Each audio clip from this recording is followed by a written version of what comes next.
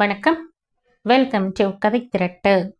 இந்த வீடியோவில் நம்ம என்ன கதை கேட்க போகிறோம்னா, பூவே போராடவா கதையின் 2வது பகுதி. நம்ம சேனலை இது வரைக்கும் சப்ஸ்கிரைப் பண்ணாதவங்க சப்ஸ்கிரைப் பண்ணுங்க. பக்கத்தில் இருக்கிற பெல் ஐக்கானை கிளிக் பண்ணி ஆல்ங்கிற ஆப்ஷனை ப்ரெஸ் பண்ணுங்க. ஸோ தட் நான் போடுற கதைகளை உடனுக்குடனே நீங்கள் கேட்கலாம். வாங்க கதைக்குள்ளே போகலாம். சாப்பிட்டு கை அலம்பி பில்லுக்கு பணம் வைத்துவிட்டு பத்மாவுடன் எழுந்து வெளியே வந்தாள் லலிதா. ஒருவருக்கொருவர் விடை பெற்று கொண்டு அவரவர் வீட்டிற்கும் போயாயிற்று. லலிதாவின் மனதில் அப்போதுதான் ஒரு தீர்மானம் எழுந்தது. சுசீலாவின் கல்யாணத்துக்கு 2 நாட்கள் முன்னாடிதான் பத்மா குழந்தைகளுடன் வந்தாள். ஆணுக்கு ஆணாகவும் பெண்ணுக்கு பெண்ணாகவும் அத்தனை வேலைகளையும் சுசீலாவும் லலிதாவும் செய்தார்கள். கல்யாண அழைப்பிதழுடன் கூடவே ஒரு கடிதம் அப்பா எழுதியது போல ஸ்கிரீன் பிரிண்டிங் செய்து வைத்து அனைவருக்கும் தபாலிலேயே அனுப்பிவிட்டார்கள். அப்பாவை அடிக்கடி செக்கப்பக்கம் கூட்டிக் கொண்டு போனார்கள். கூட அப்பாவின் நண்பர் ராமநாதன் மிகவும் உதவியாக இருந்தார். கல்யாணத்திற்கு முதல் நாள் ஜானவாசத்தில் இருந்து பத்மாவை சத்திரத்தின் ஒரு அறையில் இருந்து வெளியே வர விடவில்லை அவள் கணவன். அப்படி தப்பித்தவறி லலிதாவோ பர்வதமோ அப்பாவோ அவளிடம் பேசி வெளியே அழைத்து வந்தால் கூட அடுத்த 5வது நிமிடம் அவள் அந்த அறையில் தான் இருப்பாள். ஆனால் அவள் கணவன் மட்டும் கல்யாண கூட்டத்தில் இங்கும் அங்குமாய் திரிந்து கொண்டும் பேசியபடியும் சிரித்து கொண்டும் இருப்பான். முகூர்த்த நாள் காலையில் சுசீலாவே வந்து பத்மாவின் கைகளை பிடித்து கொண்டு கெஞ்சினாள். அக்கா, தாலி கட்டுறப்பவாவது எல்லாரோடையும் கலந்து நின்னுண்டு எனக்கு அட்சதை போட்டு ஆசீர்வாதம் பண்ண மாட்டியா? ஏன்கா இப்படி இங்கேயே அடைஞ்சு கிடக்க? ரொம்ப கஷ்டமா இருக்குக்கா, வாக்கா. சுசீலா, உன்னோட கல்யாணம் எந்த விதமான அசம்பாவிதமும் இல்லாம நடக்கணும்னா நான் இந்த ரூமை விட்டு வரக்கூடாது. இதுக்கு மேல இந்த நேரத்துல எனக்கு பேசுறதுக்கு விருப்பம் இல்லை. என்னோட ஆசீர்வாதம் அங்க கல்யாண பந்தல்ல வந்து நின்னு போடுற அட்சதையில தான் கிடைக்கும்னு நினைச்சுக்காதே. என்னைக்கும் என்னோட ஆசீர்வாதம் உங்கடி சுசி. எதுக்கும் யோசனை செய்யாம உன்னோட சந்தோஷத்தை என்னால கெடுத்துக்காம மணமேடைக்கு போ சுசி. இந்த நாள் இன்னிய குதூகலம், பரவசம், துடிப்பு இதெல்லாம் மறுபடியும் கிடைக்காதுமா சுசி. சொல்லிவிட்டு அவளை அணைத்து கொண்டு அவள் நெற்றியில் மென்மையாக முத்தமிட்டாள் பத்மா. இருவர் கண்களில் இருந்தும் நீர்த்துளிகள் வைரமாய் மின்ன சுசீலாவும் பத்மாவின் கால்களில் விழுந்து வணங்கி எழுந்தாள். சுசீலா வெளியேறிய பின் அறையில் இருக்கும் நாற்காலியில் உட்கார்ந்தபடி விட்டத்தையே பார்த்து கொண்டிருந்தாள் பத்மா. கண்களில் சொட்டு நீர் இல்லை. மனதிலும் எக்கச்சக்கமான உணர்வுகள் அவளை ஆக்கிரமிக்க போட்டியிட்டதில் எதுவுமே அவளை அடைய முடியாமல் வெற்றிடமாக மாற்றியிருந்தது. கண்கள் மூடியிருந்தன. நாதஸ்வரத்தின் மங்கள இசை காதில் விழ அதில் லயித்தாள். ஊஞ்சல் பாட்டு நாதஸ்வரத்தில் வாசித்த போது, ஓ, இப்ப கண்ணூஞ்சல் நடக்கிறதா?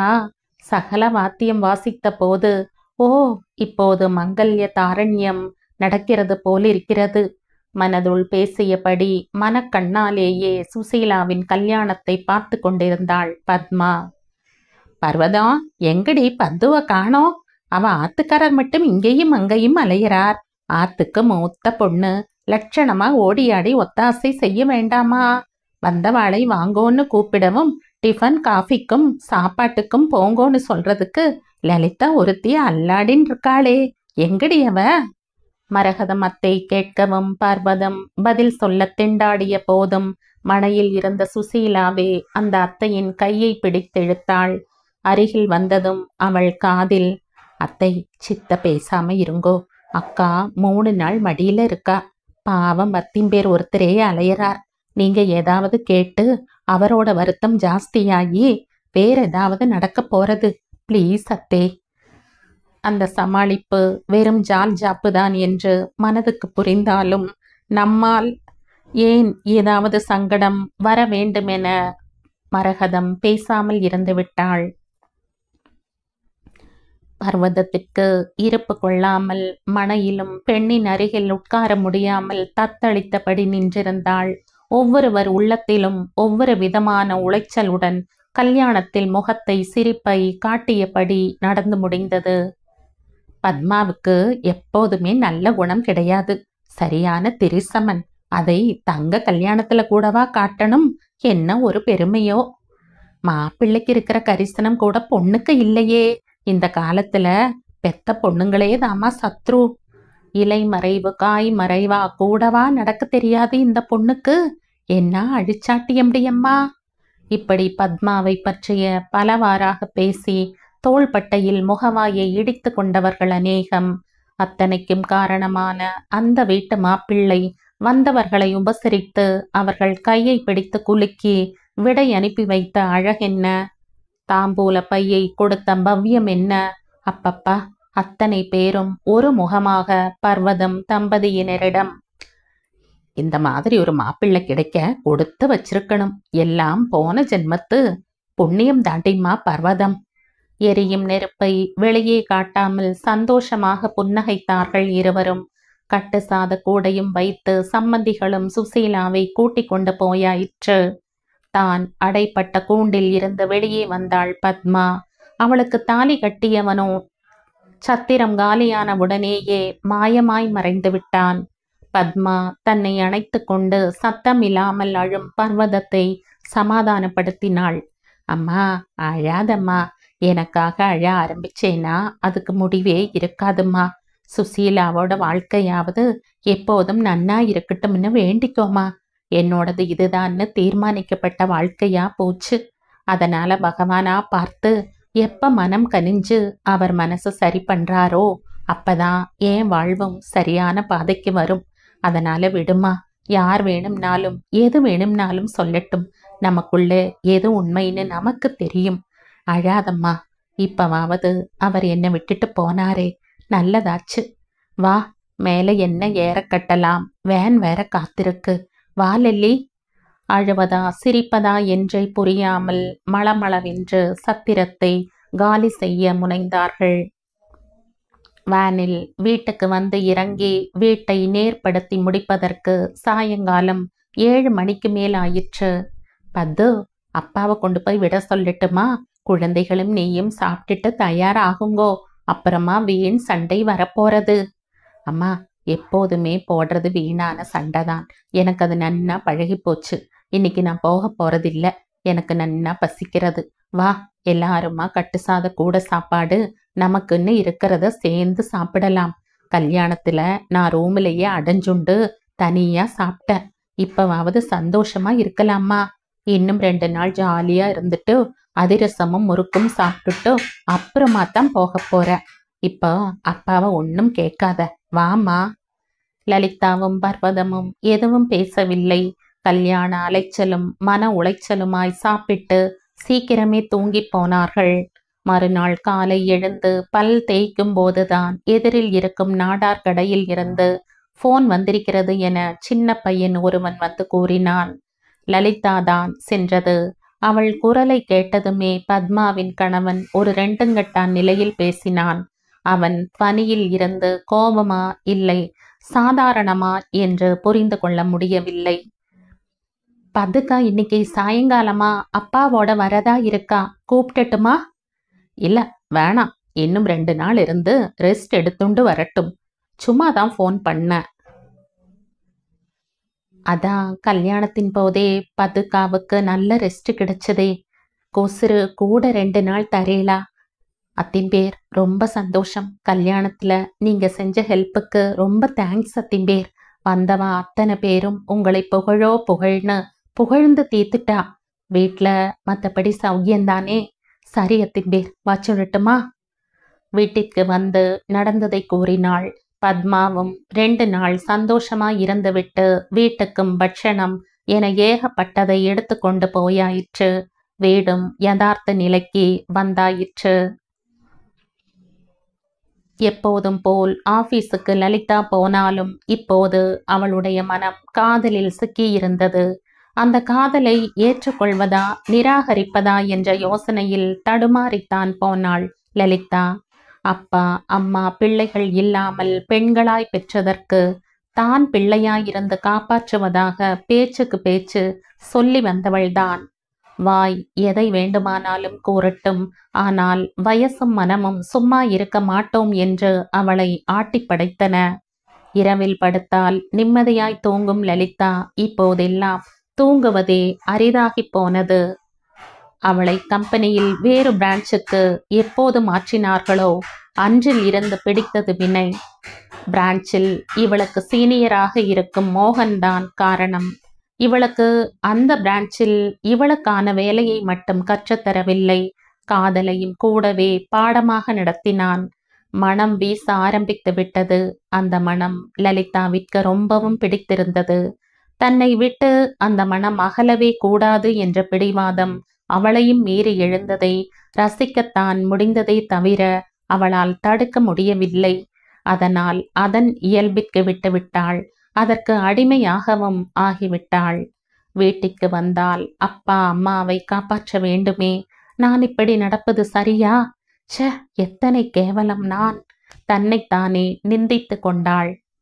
ஆனால் மோகனை பார்த்தாலோ இவளே பெரிய பூவாக மலர்ந்ததில் மற்றதெல்லாம் மறந்து மோகனே விஸ்வரூபமாக நின்றான். அவளை ஆக்கிரமித்தான். லல்லு, எத்தனை நாள் இப்படியே ஒருத்தரை ஒருத்தர் பார்த்துண்டு பேசிண்டு தின்னுண்டு காலத்தை கழிக்கிறது? எந்த முடிவுக்கும் வரமாட்டியா? இல்ல நம்ம கல்யாணத்தால உனக்கு என்ன சங்கடம்னு சொல்லு. எதுக்கும் வாய் திறக்காம இருந்தா நம்ம குடும்பமும் குழந்தைகளும் வாழ்க்கையும் கற்பனையில தான் நடக்குமே தவிர நிதர்சனத்துல நடக்காது. நான் நாளைக்கு கண்டிப்பா உங்க அப்பா அம்மாவை பார்க்க உங்க வீட்டுக்கு வரத்தான் போறேன். ரெண்டுல ஒண்ணு தெரிஞ்சாகணும், இல்லனா என் தலையே வெடிச்சுடும் போல இருக்கு. ஆமா. தன்னுடைய விகசிப்பில் இருந்து யதார்த்தத்திற்கு வந்தாள் லலிதா. மோகன் பேசிய பேச்சுக்களை மீண்டும் மனதிற்குள் படித்தாள். 5 வினாடிகளில் ஒரு தீர்மானம் எட்ட குனிந்திருந்தவள் நிமிர்ந்தாள். ஆமா மோகன், கண்டிப்பா ஒரு தீர்மானம் செஞ்சுதான் தீரணும். இப்ப நான் சொல்றத நல்லா கேட்டுக்கோங்க. என்னை பெத்தவங்களுக்கு பிள்ளையா இத்தனை நாள் நான் தான் இருந்தேன். இப்ப உங்களை கல்யாணம் பண்ணிட்ட பிறகு அவங்களுக்கு ஏதாவது ஒரு வழி செய்யணும். நான் என்னோட வேலையை விட முடியாது. என் சம்பளத்திலையும் பாதி அவங்களுக்கு கொடுத்துடுவேன். பாதி தான் உங்களுக்கு தர முடியும். ஒருவேளை குழந்தை குட்டிகள் பெத்து செலவுகள் அதிகமானாலும் நான் கொடுக்கறத மட்டும் எக்காரணம் கொண்டும் நிறுத்த மாட்டேன். அதுக்கு நீங்க சண்டை போடக்கூடாது. குடும்பம் பெருகி நான் வேலையை விட்டுட்டா என்னோட சேமிப்பை என்னை பெத்தவங்களுக்கு தான் கொடுப்பேன். அதுக்கும் எந்த நிலையிலையும் நீங்க உரிமை கொண்டாடக்கூடாது. இப்ப சரின்னு சொல்லிட்டு அப்புறமா இவளை சரி கட்டிடலாம்னு நீங்க நினைச்சீங்கன்னா அந்த எண்ணத்துக்கு இப்பவே ஒரு ஃபுல் ஸ்டாப் வச்சிடுங்க. உங்க அம்மா கிட்டையும் இதையெல்லாம் சொல்லிடுங்க. அவங்களுக்கு தெரிஞ்சு இது நடந்தாதான் பின்னால எந்த விதமான சச்சரவும் வராது. அப்படி இதுக்கு ஒத்துக்க முடியலன்னா பரவாயில்ல, நம்மோட காதலோடையே நின்னுக்கட்டும். சினிமாவில் வர மாதிரி நண்பர்களா இருப்போம்னு சொல்ல நான் தயாரா இல்லை. அது போல நடக்கவும் முடியாது. அத்தோட நம்ம பேச்சு, சந்திப்பு, பார்வை எல்லாமே முடிஞ்சு போன கதையாயிடும். அவ்வளவுதான். இதுதான் என்னோட முடிவு. இனிமே யோசிக்க வேண்டியது நீங்க தான். படபடவென்று அத்தனையும் பேசிவிட்டு மோகனை பார்த்தாள் லலிதா. ஆச்சா, எல்லாம் பேசி முடிச்சாச்சா? இன்னும் என்னவாவது பாக்கி இருக்கா? இப்பவே யோசனை பண்ணி சொல்லிடு. அப்புறம் அதை மறந்துட்டேன் இதை மறந்துட்டேன்னு சொல்லக்கூடாது, சரிதானே? இதை நீங்க கிண்டலா சொல்லியிருந்தாலும் எனக்கு பாதிப்பு ஏற்படாது. ஏன்னா அப்புறமா வேற எந்த விதமான பாதிப்பும் இருக்கக்கூடாது இல்லையா? சரி சரி, ஓகே. நீ சொன்ன அத்தனை ஷரத்துக்களும் என்னால ஏற்றுக்கொள்ளப்பட்டது. Don't worry. போதுமா? இல்ல ஸ்டாம்ப் பேப்பர்ல கையெழுத்து போட்டு தரட்டுமா?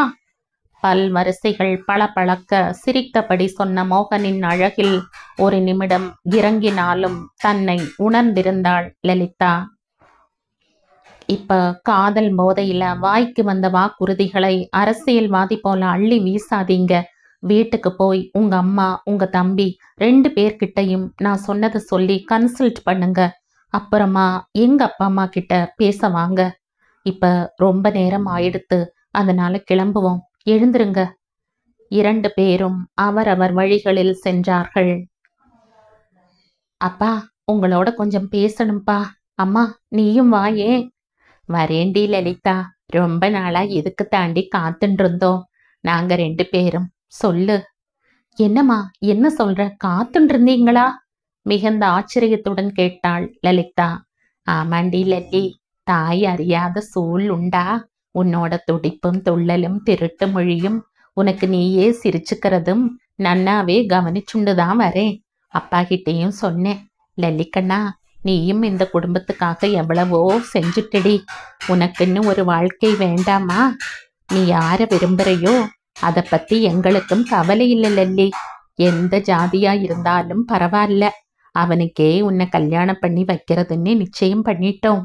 அதனால எந்த விதமான பீடிகையோ தயக்கமோ இல்லாம சொல்லு. நாங்க அந்த பிள்ளையாத்துக்கு போய் பேசிட்டு வரோம். சரிதானே லல்லி? சந்தோஷத்தில் கண்கள் பளபளக்க அப்படியே அம்மாவை இறுக கட்டி கொண்டாள் லலிதா. மோகன், அவன் தாய் ஜனகம், தம்பி முரளிதரன் மூவருமே சிரித்தபடி லலிதாவின் பெற்றோர்களை வரவேற்றார்கள். ஊதுபத்தி ஏற்றி நறுமணத்தோடு வீடு தெய்வீகமாக இருந்தது. மனசுக்கு இதமாக இருந்தது, ரம்யமாக இருந்தது. அவர்கள் பேரில் ஒரு நல்ல அபிப்பிராயமும் பிறந்தது.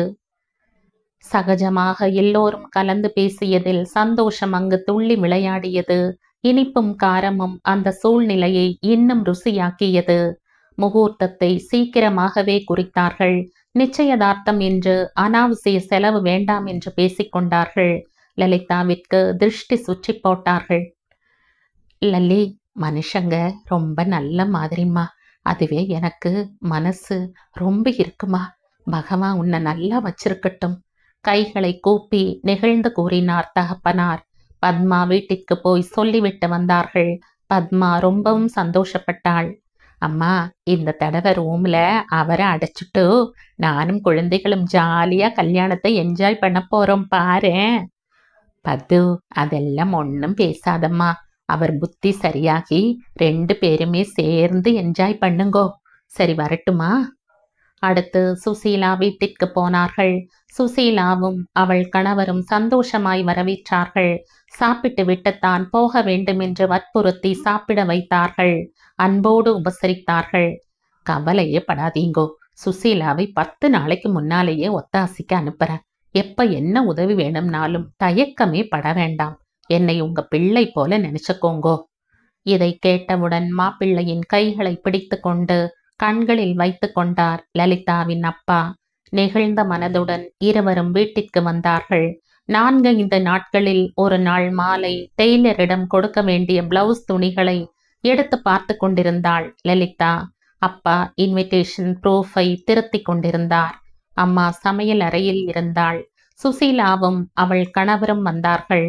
லலிதாவிடம் பூவை கொடுத்தார்கள். பர்வதமும் குரல் கேட்டு வெளியே வந்தாள்.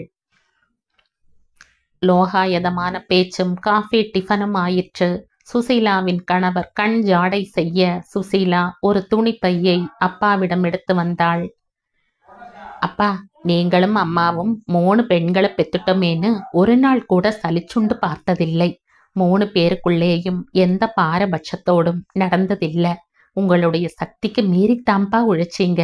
எத்தனையோ தடவை நானும் லல்லியும் ஒருத்தராவது ஆம்பளையா பிறந்திருக்க கூடாதான்னு நினைச்சு கஷ்டப்பட்டிருக்கோம். அப்பா, பெத்தவங்களுக்கு உதவுறதுல ஆம்பளையா இருந்தா என்ன, பொன் பிள்ளையா இருந்தா என்னப்பா? அப்பா, நான் இப்ப ஏதாவது சொன்னா நீங்க தப்பா எடுத்துக்க கூடாது. நான் சொல்றது புரிஞ்சுண்டீங்களா? அப்பா, உங்க மாப்பிள்ளை லல்லி கல்யாணம்னு வந்து சொன்ன உடனேயே என்கிட்ட சொல்லிட்டார். நாம அப்பாவோட கூட நிக்கணும். அந்த மாதிரி நிக்கிறது ஒப்புக்காகவோ போட்டோவுக்காகவோ இருக்கக்கூடாது. எல்லா நேரத்திலையும் எல்லா விதத்திலையும் தோளுக்கு தோள் கொடுக்கணுங்கிறார்ப்பா. கையில் இருந்த பையை நன்கு சுருட்டி அப்பாவின் கையில் வைத்தாள். அப்பா, எந்த விதமான மிஸ் அண்டர்ஸ்டாண்டிங்கும் நமக்குள்ள வரக்கூடாதுப்பா. லல்லி, அத்திம்பேர் உனக்கு 2000 தரார். உனக்கு என்ன வேணுமோ வாங்கிக்கோ. அம்மா, வரட்டுமா? வர வாரத்திலிருந்து வந்திருக்கேன். அதுக்கு முன்ன தேவைன்னா இவர் ஆபீஸ்க்கு போன் செய்யுங்கப்பா. நெகிழ்ச்சியுடன் கூறிவிட்டு விடை பெற்று கொண்டாள். அவர்கள் இருவரும் சென்றதும் பர்வதம் கணவரிடமிருந்து பையை வாங்கி அதை பிரித்து பார்த்தாள். ஐயையோ, இது என்னன்னா 200 ரூபாய் நோட்டு கட்டு வச்சிருக்கா? லலிதாவும் அவள் அப்பாவும் விக்கித்து நின்று விட்டார்கள். லலிதா தான் முதலில் உணர்வு பெற்றது. அப்பா, சுசீலாவும் அத்திம்பேரும் வந்ததே இந்த பணத்தை கொடுக்கத்தாம்பா. அதுக்கு தான் அத்தனை பீடிகையோட பேசியிருக்கா. அப்பா பாவம்பா, எத்தனை நாளா பாடுபட்டு சேர்த்த பணமோ இப்போ ஏன் கல்யாணத்துக்கு கொண்டு வந்து தந்திருக்கா. அப்பா, அத்திம்பேருக்கு ஃபோன் செய்யுங்கோ. நீங்க இத்தனை நல்ல உள்ளத்தோட ஹெல்ப் செஞ்சதுக்கு ரொம்ப தேங்க்ஸ். ஆனா இத்தனை பெரிய தொகையை நீங்க தரது நியாயம் இல்லைன்னு சொல்லி திருப்பி கொடுத்துடுங்கோப்பா. வேண்டாம்ப்பா. அப்பா அம்மா இருவருக்கும் அது சரி என்று பட்டாலும் குழம்பினார்கள். லல்லி, உனக்கு பிரசன்ட்னே 2000 கொடுத்துருக்கா. அதை மட்டும் வச்சுண்டு இந்த பணத்தை நாளை காலையில அவர் ஆபீஸ்க்கு போறதுக்கு முன்னாடி கொண்டு போய் கொடுத்துட்டு வந்துடுறம்மா. அதுவரை இந்த பணத்தை பத்திரமா எடுத்து வை பர்வதம்.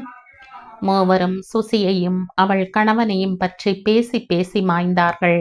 மறுநாள் காலை சுமார் 7:30 மணிக்கே சுசீலாவின் வீட்டு கதவை தட்டினார். கதவை திறந்த சுசீலாவிற்கு ஒரே ஆச்சரியம். வாங்கப்பா, நேத்து தான் பார்த்தோம், அதுக்குள்ள என்னப்பா விஷயம்? என்னை கூட்டிண்டு போக வந்தேளா? உள்ள அவர் வரட்டுமே சுசி, குடிக்க ஜலம் கொண்டு வந்து கொடு, அவர் ஆஸ்வாசப்படுத்திக்கட்டும், அப்புறமா பேசலாமா. சுசீலாவின் மாமியார் ஜானகி கூறவும் சுசீலா ஜில் என்று பானை தண்ணீர் கொண்டு வந்து கொடுத்தாள். அங்கிருந்த நாற்காலியில் உட்கார்ந்து கொண்டவர் ஜில் என்ற தண்ணீரை குடித்து மின் விசிறியின் காற்றுக்கு தன்னை சமனப்படுத்தி கொண்டார். சுசீலாவின் மாமியாரிடம் பேச ஆரம்பித்தார். சம்பந்திமா, உங்க பிள்ளைய நினைச்சு எனக்கு ரொம்ப பெருமையா இருக்கு. எனக்கும் பிள்ளையா நடந்துக்கிறார். ரொம்ப சந்தோஷம்மா. நேத்து 2 பேரும் இந்த பைய கொண்டு வந்து என்கிட்ட கொடுத்தா. அதை உங்ககிட்ட கொடுத்துட்டு போகலாம்னு தான் வந்தேன். இந்தாங்கோ. சுசீலா சுருட்டி கொடுத்தபடியே ஜானகியிடம் நீட்டினார். சுசீலாவும் அப்போதுதான் குளித்துவிட்டு தலையை துவட்டியபடியே வந்த அவள் கணவனும் ஜானகியையும் அந்த பையையும் மாறி மாறி பார்த்தார்கள். வச்சுக்கங்கோ, நான் தான் என் பிள்ளைய உங்ககிட்ட கொடுக்க சொல்லி அனுப்பிச்சது. ஏன், என்னாச்சு? எதுக்கு திருப்பி கொண்டு வந்திருக்கேள்? இப்போது சுசீலாவின் தந்தை பேச்சு வராமல் திண்டாடினார். அது மாப்பிள்ளை நேத்து எனக்கு எனக்கு இல்ல, நீங்க எதுவுமே சொல்ல வேண்டாம். பொண்ணு வீட்டுக்காரான்னா ஒரு படி மட்டம், பிள்ளை வீட்டுக்காரான்னா அவளுக்கு கூட ஒரு கொம்பு முளைச்சிருக்குன்னு நினைக்கிறது ரொம்ப தப்பு. எல்லாரும் ஒரே மாதிரி ரத்தம் ஓடுற மனுஷாதான். நாம் எல்லாம் ஒத்தாப்புல இருக்கணுங்கிறது தான் என் ஆசை. இப்போ எனக்கு ஒரு பொண்ணு இருந்து அந்த பொண்ணுக்கு கல்யாணம்னா என் புள்ள செய்ய மாட்டானா? அதே போலத்தான் இதுவும். அவன் பொண்டாட்டிக்கு தங்கைன்னு தான் மாறி இருக்கே ஒழிய நாம் எல்லாம் ஒரே வீட்டுக்காராதானே. இத பாருங்கோ, இதனால நீங்க மனசுல தாழ்மையா நினைச்சுக்க கூடாது. நீங்க இப்போ இத திருப்பி தந்தேள்னா அப்ப நாங்க உங்க உறவுக்கு தகுந்தவா இல்லேன்னு தானே அர்த்தம். மேல பேசி பேசி மனசை ஒருத்தருக்கு ஒருத்தர் தூரமா வச்சுக்கிறத விட சமயத்துக்கு தகுந்தாப்புல ஒருத்தருக்கு ஒருத்தர் உதவி செஞ்சுண்டு நெருக்கமா இருக்கிறது தான் எப்போதைக்கும் நல்லதுன்னு சொல்றேன். புரிஞ்சுக்கோங்க சம்பந்தி. ஜானகி பேச பேச வெடித்து வந்த அழுகையை அடக்க சிரமப்பட்டார். அவரின் நீண்ட கை மடங்கியது. 2 கரங்களும் ஜோடியாய் சேர்ந்து கூம்பி நின்றது. வாய் வார்த்தைகள் வெளியே வராமல் தலையை மட்டும் ஆட்டி விடை பெற்று கொண்டார் கண்ணீருடன். வீட்டிற்கு வந்தவுடன் கேவி கேவி அழுதவரை பார்த்து பயந்துதான் போனார்கள் பர்வதமும் லலிதாவும். ஏன்னா, என்னாச்சு? ஏன் இப்படி அழுறேள்? ஐயோ பகவானே, பயமா இருக்கே. சித்த பேசாம இருங்கோ, பிபி ஏறிட போறது. லல்லி, குடிக்க தண்ணி கொண்டு வந்து அப்பாவுக்கு குடேண்டி. தோ பாருங்களேன். அவர் தோளை தொட்டு திருப்பினாள் பர்வதம். அங்கவஸ்திரத்தில் முகத்தை நன்கு துடைத்து கொண்டு அவளை பார்த்து சந்தோஷத்துடன் சிரித்தார். ஒரு கிளி அடி வயிற்றில் புரள பர்வதம் கணவருக்கு புத்திதான் பேதலித்து விட்டது என்கிற தீர்மானத்துக்கே வந்து விட்டாள். கண்கள் பெரிதாகி குத்திட்டு நின்றன. சட்டென்று பர்வதத்தை பார்த்து கூறினார். பயந்துட்டியாடி பர்வதம்? இது ஆனந்த கண்ணீருடி. லல்லிக்கண்ணா, வாமா இங்க. நீ ரொம்ப அதிர்ஷ்டக்காரிடி. நான் பணத்தை கொடுக்க போனப்போ சுசீலா மாமியார் என்ன சொன்னா தெரியுமோ பர்வதம்? நடந்ததை அப்படியே கூறினார். இப்படிப்பட்ட மனுஷா இருக்கிறதால தாண்டி பர்வதம் கொஞ்சமானும் மழை பெய்யறது. பணம் கொடுத்தது கூட பெருசில்லடி பர்வதம். அத பெருந்தன்மையா நம்ம மனசு புண்படாம நமக்கு இதமா மயில் இறகு தடவராப்ல சொன்னா பாரு. அந்த இங்கிதத்துக்கு எத்தனை நமஸ்காரம் வேணும்னாலும் பண்ணலாம்டி. சந்தோஷத்துல பொங்கி பொங்கி அழுகதாண்டி பர்வதம் முட்டிண்டு வந்தது. அங்க அடக்கி முட்ட, ஆனா இங்க வெடிச்சுட்ட. அப்பாடா, இப்பதான் மனசு லேசா இருக்குமா லலிதா. பாவம்பா சுசீலா, முதல்ல கல்யாணம்னாலே எத்தனை பயந்துண்டு இருந்தா. அத்திம்பேரை போல எங்கே தனக்கும் வந்துடுவோனோன்னு. இப்போ எத்தனை நல்லவனா கிடைச்சிருக்கா. எல்லாம் நீங்களும் அம்மாவும் செய்யற பூஜையில தான்ப்பா. பேசி பேசி ஆனந்தித்தார்கள். சுசீலாவும் அடுத்த வாரம் வர கடைக்கு போவதும் புடவைகள் வாங்குவதும் ரவிக்கைகள் தைக்க கொடுப்பதுமாய் ஒரே அலைச்சல்தான், ஆனந்தம்தான். அதிசயமாய் பத்து மட்டும் கல்யாணத்திற்கு 4 நாட்களுக்கு முன் தனியாக ஒரு பெட்டியோடு வந்தாள். குழந்தைகளும் கணவரும் கல்யாணத்துக்கு வருவார்கள் என்று கூறி இந்த முறை சந்தோஷமாய் அப்பாவோடு வெளியே போவதும் வீட்டில் சமையல் பொறுப்பை தான் பார்த்து கொள்வதுமாயிருந்ததில் வீடே குதூகலத்தில் ஆழ்ந்தது. லலிதாவிற்கு தலை சுற்றலும் வாந்தியுமாய் அவளை புரட்டி எடுத்தது. மாமியார் ஜனகத்திற்கு ஒரே சந்தோஷம். அவளை தாங்கென்று தாங்கினாள். இருந்தாலும் பெற்றவளின் நெருக்கம் வேண்டும் என்ற ஆசை லலிதாவிடம் அதிகமாகியது. 3ஆம் மாதம் பிறந்த 3ஆம் நாளே அம்மாவிடம் வந்தாள் லலிதா. 2 மாதம் சீராடி வளை காப்புக்கு வந்தவள் கையில் அழகான ஆண் குழந்தையோடு மீண்டும் புக்ககம் வந்தாள். வாழ்க்கை சந்தோஷமாக ஓடிக்கொண்டிருந்தது 2 வருடங்கள். ஒரு நாள் இரவு லலிதா குழந்தையை தூங்க பண்ணி கொண்டிருந்தாள். மோகன் வந்து அருகில் உட்கார்ந்தான். லல்லி, எனக்கு சொந்தமா வீடு வாங்கணும்னு ரொம்ப நாளா மனசுல இருக்கு. நீ என்ன சொல்ற? இருக்கா? நல்லதுதான், ஆனா முடிய வேண்டாமா? லோன் போட்டீங்கன்னா முதல்லயே அந்த லோன் இந்த லோன்னு போட்டு முழு சம்பளம் வர்றதில்ல. அப்புறம் பாதி சம்பளம் கூட வராது. சமாளிக்கலாம், முடியும்னு நீங்க சொன்னா I have no objection. Lalli, நீ தான் ஆபீஸ்ல லோன் போட்டு தரணும். என்னால முடியாது லல்லி. என்றபடி கண்மூடி யோசித்தாள் லலிதா. நாளைக்கு ஆபீஸ்ல எவ்வளவு லோன் கொடுப்பாங்கன்னு கேட்குற. எல்லா டீட்டெயில்ஸும் கொண்டு வர, அப்புறமா மற்றதை பத்தி யோசிக்கலாம், சரியா? ரொம்ப தேங்க்ஸ் லல்லி. எங்க உனக்கு கோபம் வந்துடுமோன்னு பயந்துண்டே இருந்த என் செல்ல குட்டி. அவள் மூக்கை சந்தோஷமாக திருகினான் மோகன். ஆபீஸுக்கு சென்று எத்தனை லோன் கிடைக்கும், அதை மாதா மாதம் எப்படி டிடெக்ட் பண்ணுவார்கள் எல்லாம் கேட்டுக்கொண்டு அதற்கான படிவங்களையும் வாங்கி வந்தாள் லலிதா. இரவு மோகன் வந்ததும் சாப்பிட்டு விட்டு அனைவரும் முன்பக்கம் ஹாலிலே பேசி கொண்டிருக்கும் போது லலிதா ஹவுசிங் லோனுக்கான படிவத்தை அவனிடம் கொடுத்தாள். மாசம் 2000 சம்பளத்துல கட்டாயிடும், பரவாயில்லையா? நல்லா யோசனை பண்ணி சொல்லுங்கோ. 17, 18 வருஷம் கட்ட வேண்டி வரும். இந்த 17 வருஷத்துல குழந்தை பெருசாகும். அதோட படிப்புக்கு நிறையவே செலவாகும். குடும்பம் பெருக பெருக செலவுகளும் கூடித்தான் போகுமே ஒழிய இனிமே குறையாது. அதையெல்லாம் நன்னா யோசனை பண்ணி முடிவிடுங்கோ. அப்புறமா வீண் விவாதமும் சண்டையும் வரக்கூடாது. இல்ல ஈவினிங்ல நீங்க ஏதாவது ஒரு ஜாப் தேடிக்கணும். அப்பதான் பேலன்ஸ் பண்ண முடியும். குழந்தை கொஞ்சம் பெரியவனா ஆனாக்கா நானும் வேணும்னாலும் ஏதாவது வேலை ஈவினிங்ல இல்ல காலையில ஒரு 3 hours பார்க்குறேன். அப்பதான் சமாளிக்க முடியும். யோசனை பண்ணுங்கோ. லலி, யோசனை கேசனை பண்ணினா எந்த முடிவுக்கும் வர முடியாது. எல்லாமே பூதாகாரமா நின்னு பயமுறுத்தும். சட்டு புட்டுன்னு ஆரம்பிச்சுடணும். ஆரம்பிச்ச அப்புறமா ஒரு காரியம் முடிஞ்சுதானே தீரணும். அதனால அப்ளிகேஷனை ஃபில்அப் பண்ணி கொடுத்துடு. மோகன், லலிதா சொல்றதும் வாஸ்தம்டா. அவசரப்படாதே. பதறாத காரியம் சிதறாதும்பா. அதனால அவசரப்படாதே. இன்னும் டைம் இருக்கே, யோசனை பண்ணு. நீ சித்த பேசாம இருமா. இனிமே என்னால பொறுத்துக்க முடியாது. இன்னும் எப்ப கிழவன் ஆன பிறகா யோசிக்கிறது? லல்லி, முதல்ல நாளைக்கே இது ஆபீஸ்ல கொடுத்துரு. அவ்வளவுதான். நான் நம்ம ஃபிளாட்டுக்கான இடம், ப்ரமோட்டர், இன்ஜினியர் எல்லாரையும் பார்த்து பேசியாச்சு. எந்த மாத்தமும் இல்லை. அவ்வளவுதான். லலிதாவின் மனசுள் பயம் சுருண்டு எழுந்தது. இந்த 2 வருடத்தில் இவனுடைய எத்தனையோ பிடிவாதங்களை சந்தித்திருக்கிறாள். ஆனால் அதெல்லாம் சுண்டைக்காய். இப்போது விஸ்வரூபமாய் நிற்கும் இந்த வீடு அவள் மனசில் ஒரு பயத்தை எழுப்பத்தான் செய்தது. ஏதோ விபரீதமாய் நடக்கப் போகிறது என்று உள்நுணர்வு கூறிக்கொண்டே இருந்தது. வேண்டாம், என்னை பயமுறுத்தாதே, பலவீனப்படுத்தாதே, உன் திருவாயை மூடு. மனதை அடக்கி அடக்கி சோர்ந்து போனாள். ஆனால் வெளிப்பார்வைக்கு சாதாரணமாகவே இருந்தாள். முதல்ல கட்ட பணம் லோன் ரூபத்தில் வந்து அதை கட்டியாயிற்று. அவளுடைய சம்பள பணம் அந்த மாதத்தில் இருந்து குறைவாக வர ஆரம்பித்து விட்டது. நேராக தன் வீட்டிற்கு சென்று எப்போதும் போல் அப்பாவிடம் பணத்தை கொடுத்தாள் லலிதா. வேண்டாமா, நீயே ஹவுசிங் லோன் போட்டு சம்பளத்துல ஒரு பெரிய வெட்டு விடுறது. இப்பவும் எனக்கு நீ தரணுமாமா? நீ தந்தாலும் நான் வாங்கிண்டா அது தர்மமா?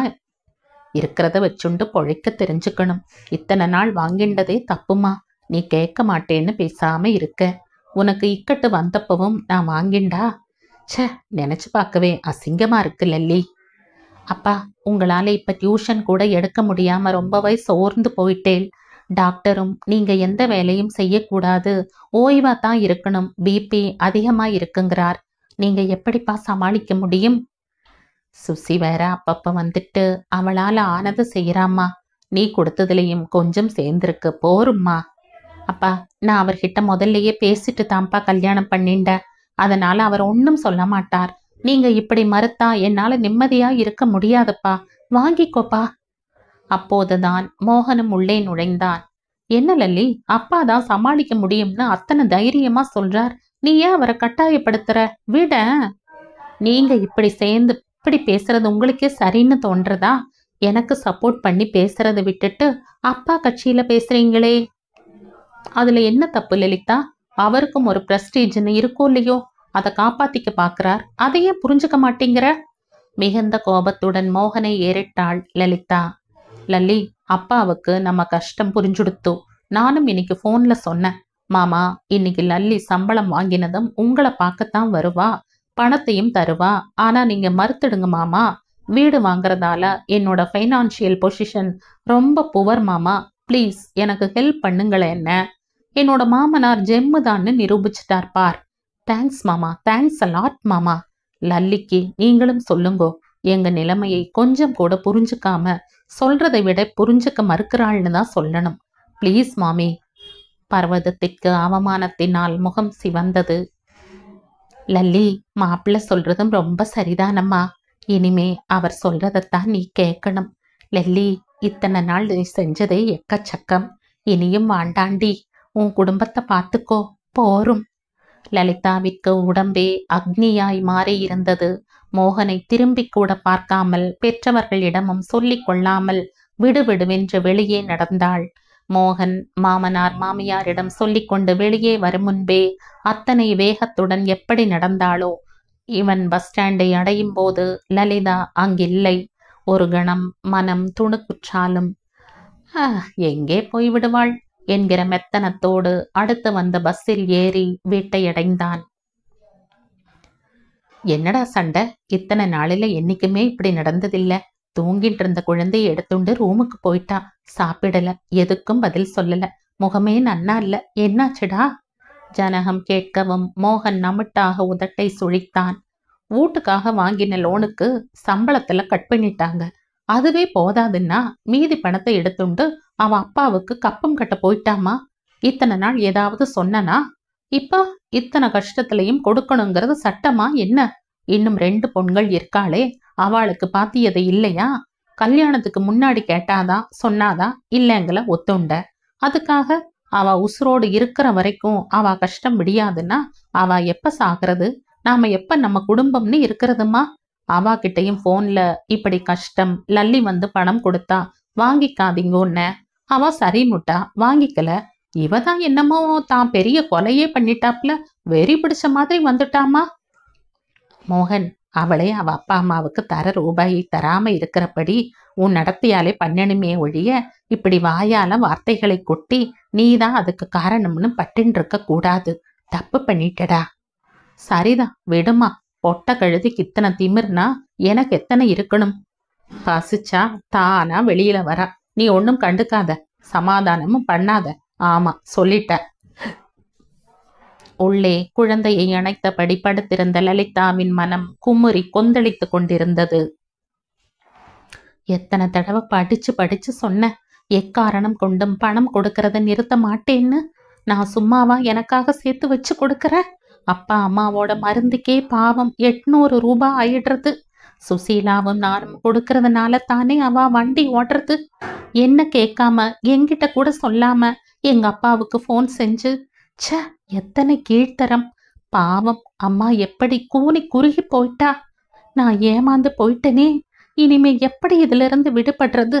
பகவானே, என்னோட அப்பா என்னோட அம்மா, நான் என்ன பண்ணுவேன்? நான் பொண்ணுன்னா மட்டும் இது எனக்கு கடமை இல்லையா? அம்மா அழாதம்மா, கஷ்டப்படாதம்மா. அப்பா அப்பா புலம்பி புலம்பி தான் ஏமாற்றப்பட்டதை நினைத்து நினைத்து எப்போது தூங்கினாளோ, விடியற்காலையில் அவள் அறையின் கதவு உடைபடுவது போல் தட்டப்பட பயந்து போன குழந்தை வீரென்று அழ கோபத்துடனேயே கதவை திறந்தாள் லலிதா. மாமியார், கணவன், மைத்துனன் மூவருமே பீதி கலந்த முகத்தோடு நின்றிருந்தார்கள். சட்டென்று தன் பெற்றோரை பற்றித்தான் அவளுடைய பயம் புரண்டு கொடுத்தது. கணவனை பிடித்து உலுக்கினாள். சொல்லுங்க, யாருக்கு என்னாச்சு? சொல்லுங்க. காம் யோர்செல்ஃப் லல்லி, சொல்றேன். ஆனா நீ தைரியமா இருக்கணும். நடக்க கூடாததுதான் நடந்து போச்சு. ஐயோ, அப்பாவுக்கு என்னாச்சு? அப்பா அப்பா. அவள் கதற ஆரம்பிக்க மோகன் அவளை நெருங்கினான். லல்லி, சுசீலாவோட ஆத்துக்காரர் தான் ஆக்சிடென்ட்ல ஆன் தி ஸ்பாட் போயிட்டாராம் லல்லி. ஐயோ, என்ன சொல்றேன்? அத்திம்பேரா, அத்திம்பேருக்கு ஆக்சிடென்ட் ஆச்சு. ஐயோ, சுசீகா சுசீகா. அப்படியே உடைந்து சரிந்து உட்கார்ந்து பெரிய குரல் எடுத்து அழ ஆரம்பித்தாள். மோகன் சமாதானம் செய்ய முனைந்தான். லல்லி, நீயே இப்படி அழுதா எப்படி? அங்க போய் அவங்களுக்கு தைரியத்தை கொடுக்கணும். எழுந்துரு, போலாம், வா. அவன் சொல்படி உடனே கிளம்பி போனாள். சுசீலா மயக்கமாகி படுத்திருந்தாள். அத்தம்பேரின் அழகான உருவம் இப்போது உருவமற்று மூட்டையாகி இருந்தது. அம்மாவின் மடியில் உணர்வின்றி சுசீலா. அப்பா சுவரோடு சுவராயிருந்தார். சுசீலாவின் மாமியார் மகனின் சடலம் எனும் மூட்டையை தடவி தடவி அவன் முகம் இருக்கும் இடமும் இதயம் இருக்கும் இடமும் தெரியாமல் புலம்பிக் கொண்டிருந்தாள். லலிதாவின் பெரிய அழுகுரல் கேட்டு அங்கு குழுமி இருந்தவர்களை ஸ்தம்பிக்க அந்த கூக்குரலில் மயக்கம் தெளிந்த சுசீலா மீண்டும் லல்லியை கட்டி கொண்டு கதறலானாள். யாருடைய கதறலும் எவருடைய கூக்குரலும் காதில் போட்டுக்கொள்ளாமல் தன் கடைசி பயணத்தை முடித்து கொண்டான் சுசீலாவின் கணவன். அனைவருடைய மனதிலுமே சுசீலாவை பற்றிய சிந்தனைகள். என்ன பேசுவது என்று புரியாமல் பர்வதத்திற்குள்ளும் குழப்பம். காரியங்கள் முடிந்ததும் குழந்தைகள் மடியில் படுத்திருக்க சோகமாய் உள்ளே சுசீலாவின் எதிரில் உட்கார்ந்தாள் லலிதா. அக்கா, நடந்தது நடந்து போச்சு. இனிமே என்ன எப்படி நடந்துக்கிறதுன்னு யோசனை பண்ணணும். கொஞ்சம் சுதாரிச்சுக்கோ சுசீகா. சுசீலாவின் கண்கள் கலங்கினாலும் நீர் வற்றி காணப்பட்டது. குழந்தைகளை படுக்க வைத்து நிதானமாய் எழுந்தாள். உடம்பு தள்ளாடியது. லலிதா பிடித்து கொண்டாள். மெல்ல நடந்து மாமியாரின் அறைக்குள் நுழைந்தாள் சுசீலா. ஒரே மகனின் மறைவில் அந்த தாய் என்னும் உருவம் துணிப்பந்தாய் சுருண்டிருந்தது. அவள் அருகில் உட்கார்ந்த சுசீலா மாமியாரை தன் மடியில் ஏந்தி கொண்டாள். கலைந்து முகத்தில் சிதறியிருந்த முடிகளை ஒதுக்கினாள். தன் புடவை தலைப்பால் பொழியும் கண்களை துடைத்தாள். அம்மா, கூடவே வரேன்னு தாலி கட்டினவர் பாதியிலேயே போயிட்டார். ஆனா உங்களை நான் விடமாட்டேம்மா, விடமாட்டேன். நீங்க எனக்கு வேணும். நீங்க தான் எனக்கு பலம் அம்மா. குழந்தைகளும் பயந்து சுருண்டு இருக்கா. தேத்திக்கோங்கோம்மா. எனக்காக உங்க துக்கத்தை விழுங்குங்கோ. உங்க பலத்துல தான் நான் குழந்தைகளை வளர்க்க முடியும்மா. வாங்கம்மா. பாட்டி பாட்டின்னு புலம்புற குழந்தைகளை பாருங்கோம்மா. வாங்கோ. எனக்கு நீங்க பலம், உங்களுக்கு நான் பலம். வேற என்னம்மா பண்றது? வாங்கோம்மா. மீண்டும் வற்றிய கண்கள் பொங்கி வழிந்தன. சட்டென்று எழுந்த சுசீலாவின் மாமியார் சுசீலாவை தன்னோடு சேர்ந்து அணைத்து கொண்டாள்.